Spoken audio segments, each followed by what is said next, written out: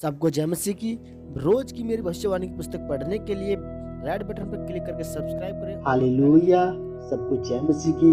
आइए मेरी भविष्यवाणी की पुस्तक से आज के वचन को पढ़ते हैं, जो कि परमेश्वर के दास अपोस्टल अंकुर यूसुफ नरोला जी और परमेश्वर की दासी पास्टर सोनिया यूसुफ नरोला जी के द्वारा लिखी गई है। आज का वचन इसको ग्रहण करने के लिए हम प्रार्थना में चलते हैं, अपनी आंखों को बंद करते हुए। आइए हम प्रार्थना करते हैं। हालेलुया, धन्यवाद सामर्थी पिता परमेश्वर, आपको धन्यवाद करते हैं खुदा परमेश्वर आज के इस महान वचन के लिए, इस पावरफुल वचन के लिए आपको धन्यवाद करते हैं और धन्यवाद करते हैं कि आपने परमेश्वर हमें एक नए दिन के साथ ब्लेस किया। थैंक्स करते हैं परमेश्वर, आपने इस नए दिन में एक नई रोशनी को हमें दिखाया, नई ताजगी को हमें दिया परमेश्वर, नई जिंदगी हमें दी परमेश्वर। आपका धन्यवाद करते हैं सामर्थ्य खुदा परमेश्वर। आज परमेश्वर इस महान वचन के लिए थैंक्स करते हैं और परमेश्वर जितने लोग इस वचन को सुने या पढ़े परमेश्वर, ये वचन उनकी जिंदगियों में परमेश्वर नए रोशनी को पैदा करे, नए उज्याले को पैदा करे। गवाहियों के साथ वो आपके भवन में आए परमेश्वर, गवाहियों के साथ आपके पवित्र भवन में आए परमेश्वर, गवाही के साथ परमेश्वर आपका वो बादल, गवाहियों का बादल इनको परमेश्वर घेरे आज यीशु मसीह के नाम में, और एक नई गवाही के साथ आए, तेरी नई रोशनी के साथ आए पिता परमेश्वर। जो इनकी मन की इच्छाएं है परमेश्वर, वो मन की इच्छा इनकी पूरी हो, जैसे भजन संहिता 21:4 में लिखा है कि वह तेरे मन की युक्ति को पूरी करे परमेश्वर। इनकी मन की युक्तियों को पूरी करे परमेश्वर, इनकी मन की युक्तियां सफल हो यीशु मसीह के नाम, इनकी मन की इच्छा को पूरा कर परमेश्वर।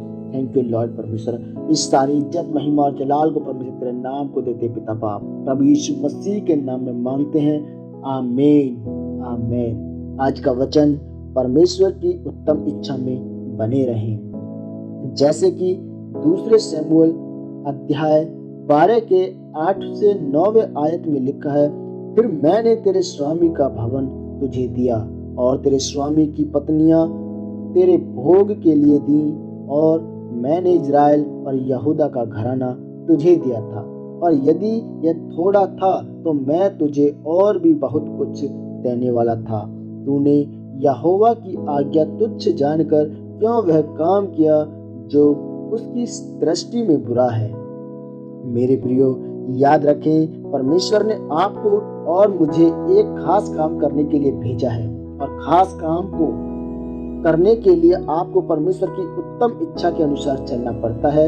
याद रखें, आशीष दो तरह की हैं, एक उत्तम आशीष जिसमें सिर्फ आशीषें हैं, और दूसरी जिसमें आशीषें भी हैं और श्राप भी हैं। ये आपको तय करना है कि आपको किस तरह की आशीषें चाहिए।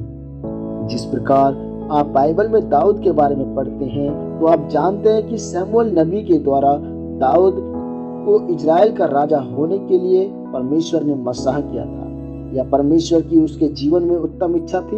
हम देखते हैं कि मसाह होने के बाद परमेश्वर ने दाऊद को बहुत आशीषित किया, बहुत समय तक उसको साउल से बचाया जो कि उसको मारना चाहता था, उसके रास्तों को साफ किया और उसको यहूदा का राजा बनाया, और फिर उसको इजराइल का राजा भी बनाया।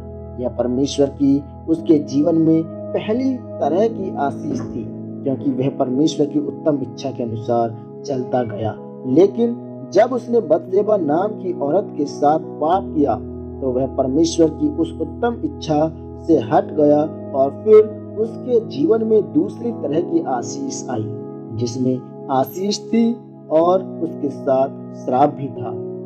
मेरे प्रियो, अगर आप दाऊद के पाप करने से पहले वाले जीवन को देखें, तो उस समय दाऊद के जीवन में सब कुछ था, आशीषें थी और वह सिद्ध था। लेकिन जैसे ही उसने पाप किया, तो उसके जीवन में कुछ भी सिद्ध नहीं रहा। ऐसा क्यों था? क्योंकि पाप के कारण वह परमेश्वर की उस उत्तम इच्छा से हट गया था, क्योंकि उसने यहोवा परमेश्वर की आज्ञा को तुच्छ जाना और उसे तोड़ दिया। मेरे प्रियो, याद रखें, परमेश्वर कि आपके जीवन में एक उत्तम इच्छा है, लेकिन अगर आप उसे पूरा नहीं कर पाते, तो आप दूसरी योजना में शामिल हो जाते हैं, जहां पर परमेश्वर की आशीषें भी आपके जीवन में होती हैं और श्राप भी। अगर परमेश्वर ने आपको एक जगह सेवा के लिए चुना है, और अगर आप उस जगह पर खड़े नहीं रह पाएंगे, वह कोई भी जगह हो सकती है, लेकिन अगर आप उसे छोड़कर दूसरी जगह जाएंगे, तो आपके जीवन में आशीषें भी होंगी, लेकिन समस्याएं भी होंगी। याद रखें, जब भी परमेश्वर आपके जीवन में अपनी उत्तम इच्छा रखेगा तो आपके जीवन में सताव, विरोध, निराशा, समस्याएं आएंगी। ज्यादातर आपके परिवार वाले आपको उस उत्तम योजना से दूर करने के लिए कोशिश करेंगे, और जब आप एक बार उस उत्तम योजना से दूर हो गए तो आप इतने असरदार नहीं रहेंगे जितना परमेश्वर आपको बनाना चाहता है। मेरे प्रियो, आज एक व्यक्ति, एक विश्वासी परमेश्वर की उत्तम इच्छा में नहीं है, क्योंकि परमेश्वर की उत्तम इच्छा में जाना आसान नहीं है। यहीं पर शैतान अटैक करता है, लेकिन आपको लड़ना पड़ता है। अगर आप सोचते हैं कि आपने नशा बेचा और बाइक ले ली और फिर और ज्यादा आशीषें आपके जीवन में आ गई, तो यह इस बात का सबूत नहीं कि परमेश्वर आपके साथ है और आप उसकी उत्तम इच्छा पर चल रहे हैं। सिर्फ आशीषें से अंदाजा लगाना कि प्रभु मेरे साथ है, ये गलत है, क्योंकि जैसे ही आप उसकी उत्तम इच्छा में होंगे तो आपकी आशीषें, आपकी शांति दूसरों से कहीं ज्यादा होगी, आपकी जिंदगी दूर से नजर आएगी। इसलिए मेरे प्रियो, आज अपने जीवन में परमेश्वर की उत्तम योजना को समझें और उसमें प्रवेश करें।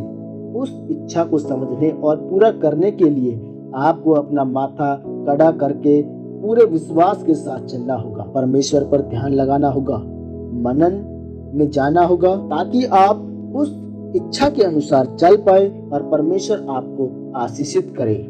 आमीन। यह अंगीकार आपके द्वारा किया जाए। सर्वशक्तिमान परमेश्वर, इस वचन के लिए मैं आपका धन्यवाद करता हूँ। पिता परमेश्वर, मैं अंगीकार करता हूँ कि मैं तेरी उत्तम इच्छा के अनुसार चलूंगा और तेरे नाम की महिमा करूंगा, प्रभु यीशु मसीह के नाम में। आमीन।